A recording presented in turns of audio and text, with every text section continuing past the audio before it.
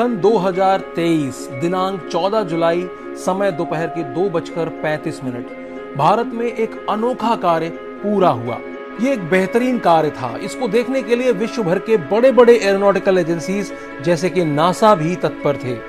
दोस्तों, जहां दूसरे देश अपना पैसा और टेक्नोलॉजी वॉरफेयर में लगा रहे हैं, वहीं भारत अपने टेक्नोलॉजी और पैसे का इस्तेमाल करके नई नई बुलंदियों को छू रहा है। हम बात कर रहे हैं 14 जुलाई 2023 में हुए चंद्रयान 3 के लॉन्च की। इस लॉन्च ने दुनिया भर के लोगों में उत्साह की एक नई लहर पैदा कर दी है। मिसाइल्स बनाने की बात हो या फिर चांद तक पहुंचने की, भारत अब किसी में भी पीछे नहीं रहा। अमेरिका, चाइना, फ्रांस और ऐसे ही अन्य देशों के साथ अब भारत भी चांद पर जाने में कामयाब होने वाला देश बन गया है। लेकिन क्या भारत की सफलता से नासा को कुछ दिक्कतें हो रही हैं? क्या छिपा है चांद की जमीन के नीचे? चंद्रयान 3 की लॉन्च से पहले क्यों हुआ नासा नर्वस? आज के वीडियो में हम आपको चांद और चंद्रयान 3 से जुड़ी कुछ ऐसी बातें बताने जा रहे हैं जो शायद आपने पहले कभी नहीं सुनी होंगी। तो कुर्सी की पेटी बांध लीजिए और चलिए चांद तक के सुनहरे सफर पर। दोस्तों, जैसा कि हम जानते हैं कि 14 जुलाई 2023 आंध्र प्रदेश के श्रीहरिकोटा स्थित सतीश धवन सेंटर से दोपहर 2:35 पर चंद्रयान 3 को छोड़ा गया था।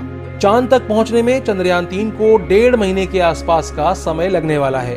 चंद्रयान 2 की तरह ही चंद्रयान 3 का मकसद भी चांद के दक्षिणी ध्रुव यानी कि साउथ पोल पर सॉफ्ट लैंडिंग करना है। ऐसे में जानते हैं कि साउथ पोल पर ऐसा क्या है जिसे चंद्रयान 3 खोज निकालेगा। साउथ पोल वो जगह है जहां आज तक कोई नहीं पहुंच सका। अगर चंद्रयान 3 का विक्रम लैंडर वहां सुरक्षित और सॉफ्ट लैंडिंग कर लेता है तो ऐसा करने वाला भारत दुनिया का पहला देश बन जाएगा।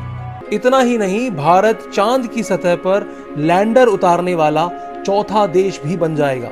केवल एक चंद्रयान 3 की कामयाबी से भारत के नाम कई सारे रिकॉर्ड्स हो जाएंगे। चांद की सतह पर अब तक अमेरिका, रूस और चीन ही पहुंच सके हैं। सितंबर 2019 में इसरो ने चंद्रयान 2 को चांद के साउथ पोल पर उतारने की कोशिश की थी, लेकिन तब लैंडर की हार्ड लैंडिंग हो गई थी।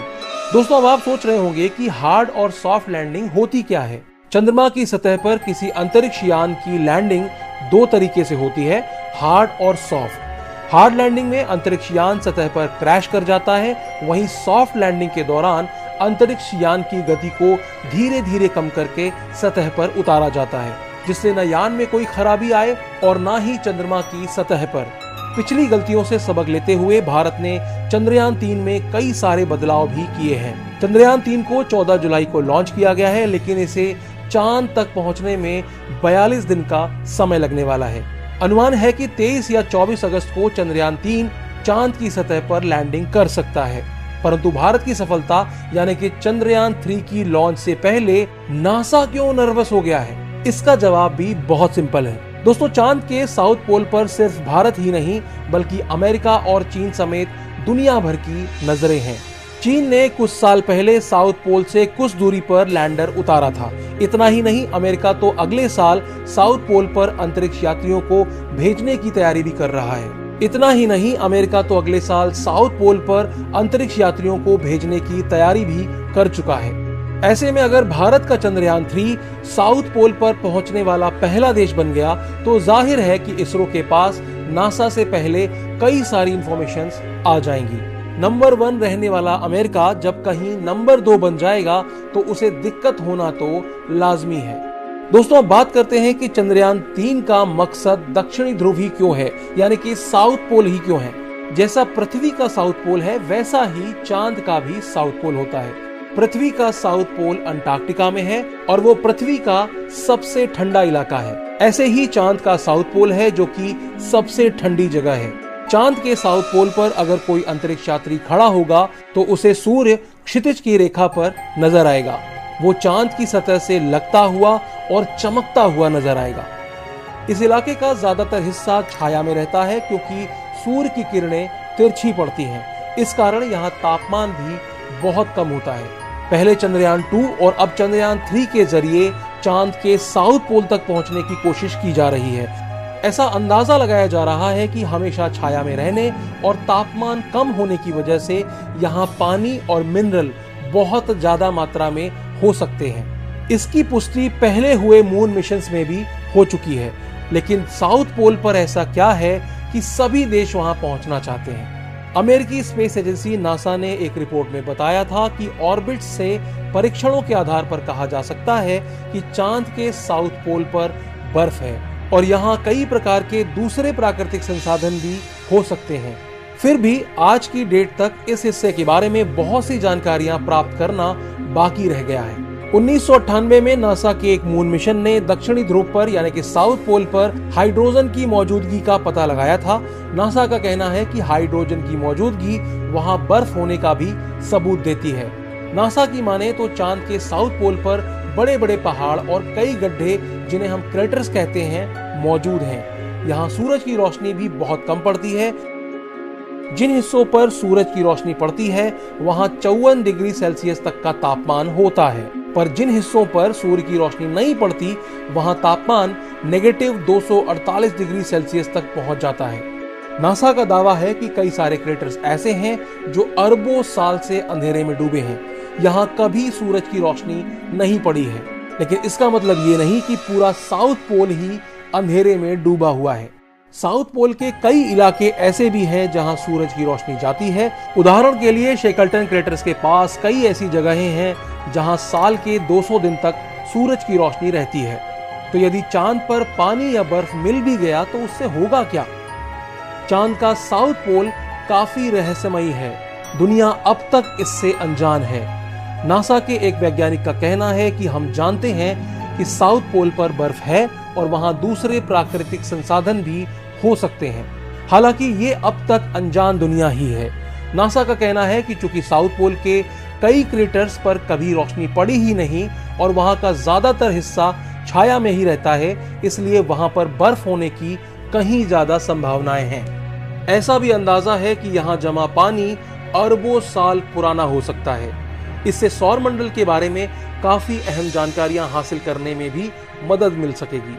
यानी इस अनजान इलाके की यदि अच्छे से खोज की जाए तो अंतरिक्ष के कई ऐसे नए राज हैं जो पूरे विश्व के सामने आ जाएंगे। शायद इसीलिए विश्व भर के वैज्ञानिक चंद्रयान 3 की सफलता का इंतजार कर रहे हैं। नासा की माने तो अगर चांद के साउथ पोल में पानी या बर्फ मिल जाता है तो इससे हमें यह समझने में मदद मिलेगी कि पानी और दूसरे पदार्थ सौर मंडल में कैसे घूम रहे हैं। उदाहरण के लिए पृथ्वी के ध्रुवीय क्षेत्रों से मिली बर्फ से पता चलता है कि हमारे ग्रह की जलवायु और वातावरण हजारों साल में किस तरह से विकसित हुए हैं। पानी या बर्फ मिल जाती है तो इसका इस्तेमाल पीने के लिए, उपकरणों को ठंडा करने के लिए, रॉकेट फ्यूल बनाने और शोध कार्य में किया जा सकेगा। पर साउथ पोल पर पहुंचना कितना मुश्किल है। चांद का साउथ पोल विचित्र जगह है। सबसे बड़ी चुनौती तो यहाँ का अंधेरा ही है। यहाँ पर चाहे लैंडर उतारना हो या किसी अंतरिक्ष यान को, यह कार्य काफी मुश्किल होता है क्योंकि चांद पर पृथ्वी की तरह वायुमंडल नहीं है। नासा का तो ये भी कहना है कि हम कितनी भी बेहतरीन टेक्नोलॉजी का इस्तेमाल कर लें और कितना भी एडवांस लैंडर वहां पर उतार दें, तब भी ये पता पाना मुश्किल है कि साउथ पोल की जमीन कैसे दिखती है। और कुछ सिस्टम तो बढ़ते घटते तापमान के कारण खराब भी हो सकते हैं। हालांकि दुनिया इस हिस्से तक पहुंचने की कोशिश कर रही है। नासा अगले साल साउथ पोल पर अंतरिक्ष यात्रियों को भेजने की तैयारी कर रहा है।